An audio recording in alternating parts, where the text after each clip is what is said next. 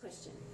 What do you spend more time doing? Defending the journalism profession or preparing your company to compete in a changing business environment?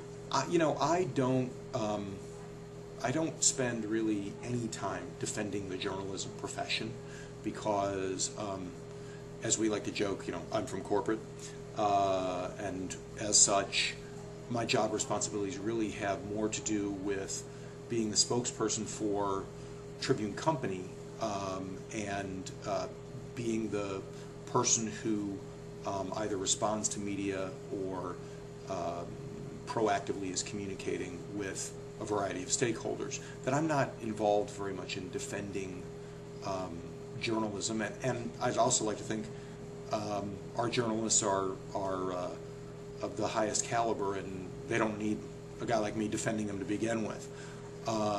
So I really don't spend any time, doing that. And the second half was, what was or more time doing what again? Or preparing your company to compete in a changing business environment. I think more of our energies as a company are directed at preparing the company to compete in an extraordinarily fast-paced, changing, fragmenting media world. That is the real challenge for not just Tribune, but for all media companies.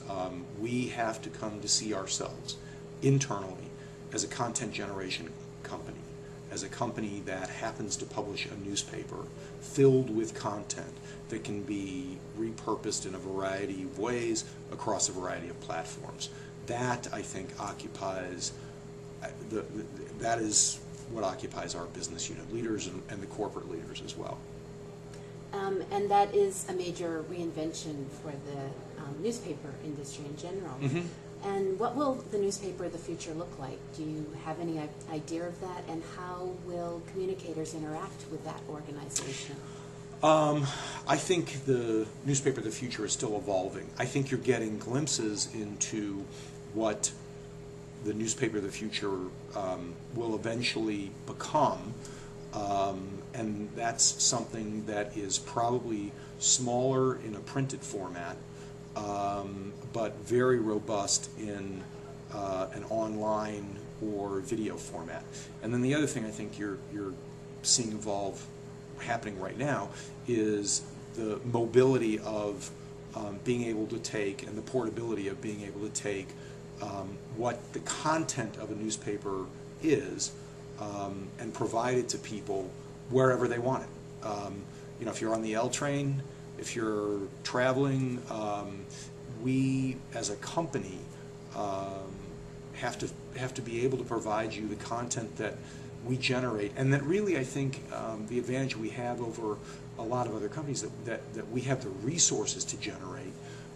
We have to be able to provide that content whenever and wherever the consumer wants it, and wherever an advertiser wants to reach consumers. So we have to do more of those kinds of things. And I think what you're going to see is the printed product continuing to get smaller, but I'm one of these people who firmly believes that newspapers are not going away in my lifetime.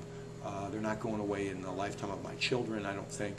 I do think you'll get very focused types of reporting. The Chicago Tribune, for instance, has made watchdog journalism something of a mission.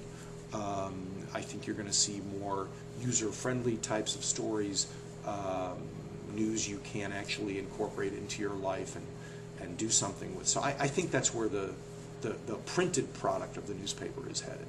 And do you think communicators will change the way they work with journalists? I think they've already changed. Mm-hmm. I mean, when I spent 15 years or so in broadcast news at CBS and at Fox, and when I was contacted by PR agencies, outside communicators, people not in the news business, to either market something, get me to come to something, get me to commit resources to something, an event, a news story, etc.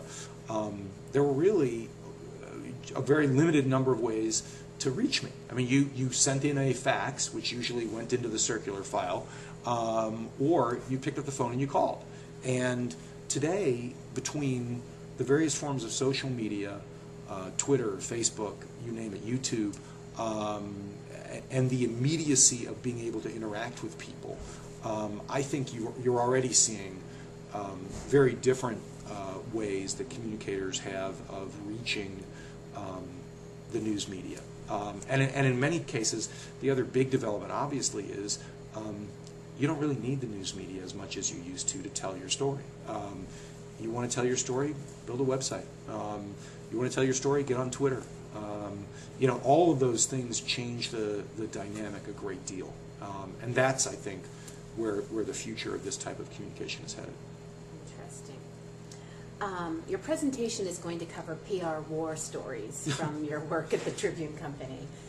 Summarize one of those stories that applies to communicators outside of media companies.